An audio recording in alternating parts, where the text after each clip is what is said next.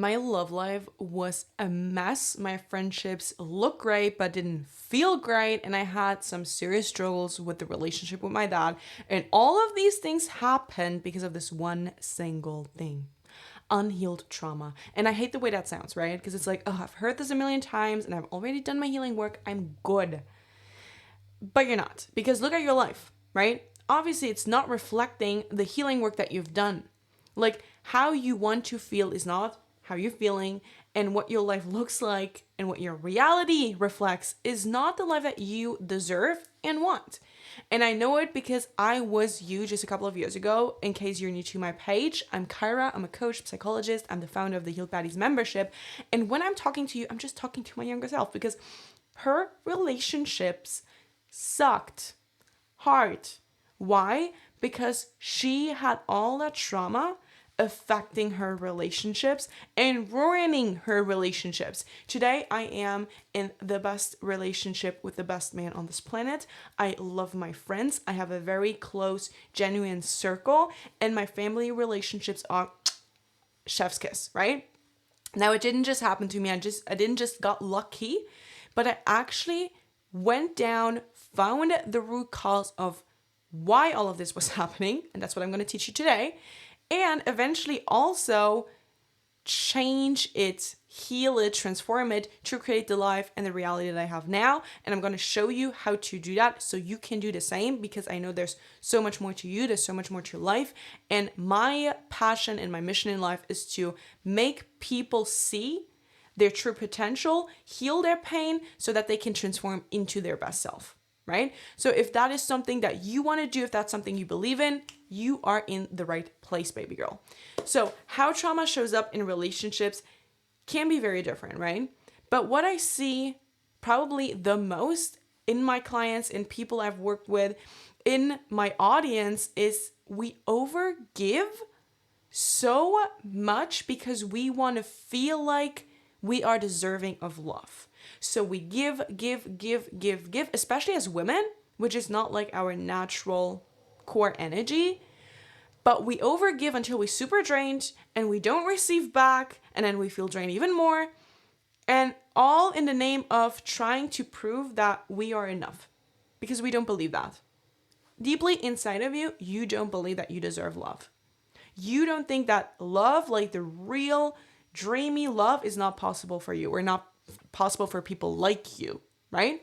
So you're trying to prove your worth constantly.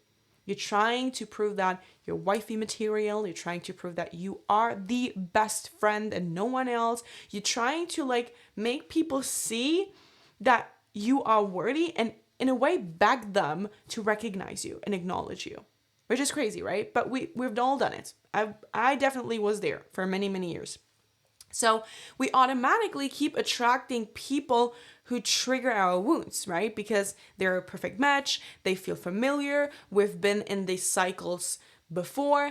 And when you really think about it, how often did you date people who are different humans, but at the end of the day feel like they're all the same type of person? You meet the same devil in different men or different women or whatever, right? And it's crazy because it's why does this keep happening to me? Why do I keep attracting assholes? Why do I keep attracting toxic relationships? It's you. Actually, it's not you. It is what is still in you unhealed. So we also keep pushing people away who are great and who have good intentions and who would love us in a healthy way, because healthy love feels, let's be real, very boring if drama and gossip and chaos and this emotional roller coaster still feels exciting to you. Today, this feels like a nightmare to me. And I'm healthy, calm, regulated, spicy love. But back then, I loved the drill. I loved the fire. And I thought that this passion was what I wanted because I wanted a fulfilling love. I have more passion today than I ever had with any of my exes, but it's also the most calm and regulated and chill relationship I ever had. Now, how is this even possible?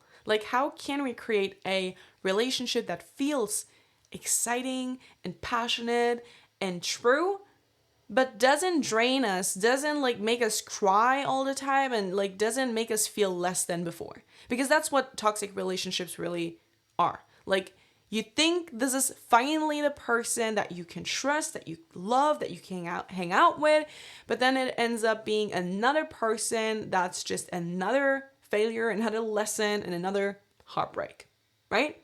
And you've been there before and it just keeps happening. So why is that? What trauma does is it rewires your brain.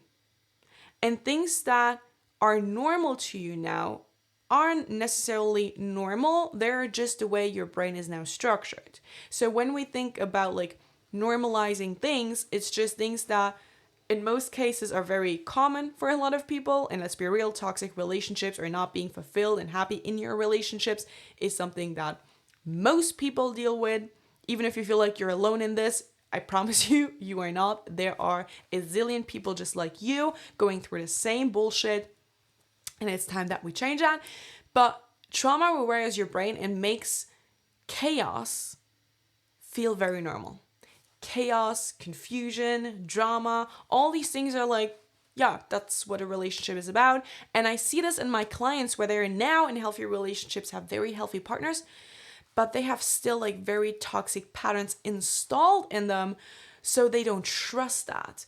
And it's like, but a relationship needs fighting, it needs like war, and it needs competing, and it needs all these weird things that we were taught to be love.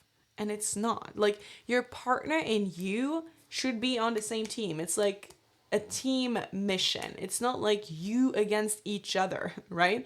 It's you against problems that can come up, because we're humans, we're imperfect, like problems will arise. But it's how we deal with those problems. It's not the fact that we're having problems, because that's very normal.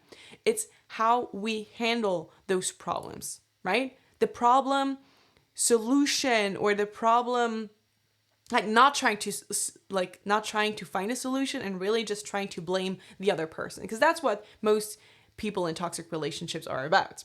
So we need to clock when behaviors and habits and thoughts and feelings are like actually survival responses, coping mechanisms, things that we do to protect ourselves, versus when they are acts of love. Because most of the time it's just toxic behavior, and it's things that we have learned from toxic relationships that we think are normal, that we have adapted as our reality and now continue to use and do because that's all we've ever known, right? But normalizing toxic behaviors doesn't help you to create a healthy relationship. So even though you feel like, but I wasn't the one who like created this, I was the one who got hurt. Sister, I see you. I know the feeling, but at the same time, it's yours now. And it's also your responsibility to heal it. So what you need to do to change your relationship patterns and to attract people in your life that support you, love you in a healthy way, who like believe in you, who don't judge you and actually think you're the dopest human on this planet, heal yourself. Heal yourself first, because the relationship you have with yourself, your mind program, so how your brain is set up and how you treat yourself, how you think about yourself, the things that you believe about yourself, set the tone for how others will treat you. How you treat yourself will teach others how to treat you. And you can say how you want to be treated, and you can say how you apparently treat yourself. But if that is not facts, and if your actual behavior doesn't align with what you're saying, people will always mirror the actual behavior, not the words. People will mirror what they see.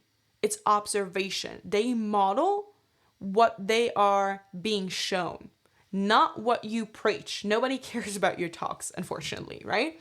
So you gotta heal yourself on a subconscious level. And this sounds super weird. Like, no, you don't have to go into hypnosis and do all that kind of shit, but you gotta like rewire your brain on in a way where it actually becomes normal to not be attracted to toxicity. Where you feel like, oh, drama, that's fucking draining, that's exhausting. Like, that is not what I'm gonna give my energy to. Where you actually understand, like, peace is the ultimate goal, and it's the ultimate reward, and having inner peace or peace of mind is the best thing you can have in a relationship, right? So choose partners who align with your healed self, not your wounded self, not your past self, not your traumatized self, right? If you can see from the very beginning that this new person is just acting or saying the same things in the same way than all those people before them did, that's the only red flag you need to see. That's the only one. Because it's so obvious, right? And it doesn't matter if it's a super sweet promise and a super conscious perspective of the world. If their actions and their reality doesn't back it up, it's fluff. It's a fairy tale story. It's not real. Let go of it, right?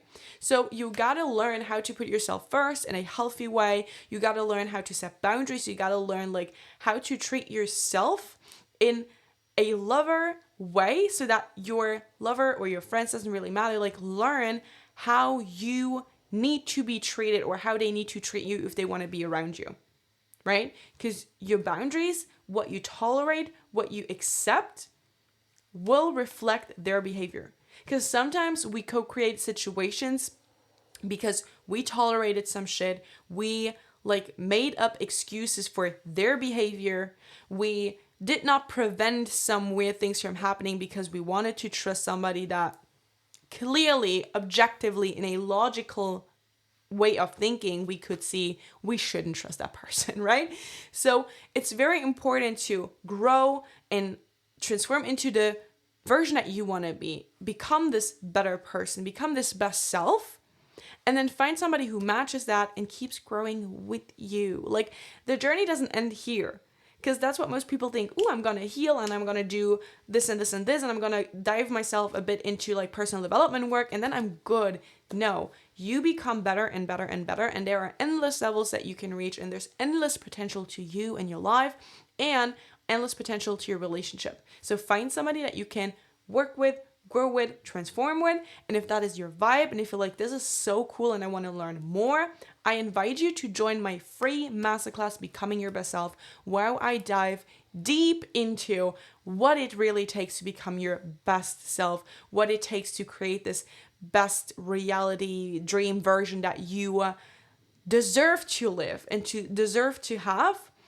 The link will be in my bio. I cannot wait to see you in there because I'm so excited to really see where this journey is taking you. And honestly, this could be the class that you've been waiting for that will transform your journey forever. And I'm super, super excited and I can't wait to see you.